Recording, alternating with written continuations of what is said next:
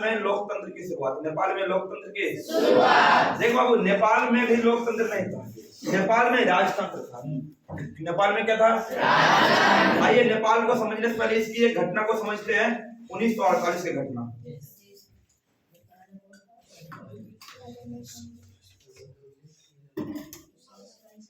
बाबू 1948 में यहाँ की जनता ने नेपाल की घटना ना, 1948 में बाबू यहाँ की जो जनता था, जनता एक सरकार को चुना मतलब बाबू सरकार की अगर बात करेंगे तो एक राजा को चुना।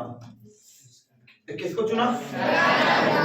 1948 में एक वहां की जनता ने, कुछ जनता, सभी जनता की बात नहीं हो रहा, कुछ जनता ने मिलकर एक व्यक्ति को चुना और बोला यही राजा, कोई दिक्कत है, यही राजा रहेगा और वास्तविक शासन इसी के हाथों में रहेगा।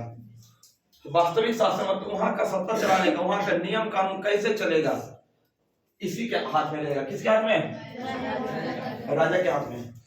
कोई दिक्कत है? और ये राजा का नाम था महेंद्र। ये राजा का नाम क्या था? वो महेंद्र। ये राजा का नाम क्या था? महेंद्र। बाबू महेंद्र वहां की राज चलाना स्टार्ट कर दिया था 1948 से। कोई दिक्कत है? इसके बाद ये महेंद्र राजा बाबू 1959 में पहली बार, देखो इसका मतलब समझ रहे हैं, पहली बार पहला चुनाव करवाया। क्या करवाया? पहला चुनाव करवाया। 1959 में इन्होंने पहला चुनाव करवाया और यह घोषणा कर दिया कि आज के बाद संविधान के हिसाब से कुछ कायदे, नियम, कानून, कायदे के हिसाब से यहाँ शासन व्यवस्था लागू की जाएगी। शासन व्यवस्था। लेकिन बाबू आपको यह बात यहाँ पे समझ लेना चाहिए कि ये जो था 1959 का जो घोषणा किया था कि एक नियम कानून के हिसाब से संविधान को चलाया जाएगा, देश में शासन प्रशासन व्यवस्था को लागू किया जाएगा, बस एक दिखावा था। इसे कहते हैं मगरमच्छ की आंसू, है ना, दिखावटी आंसू, एक दिखावा था, है ना।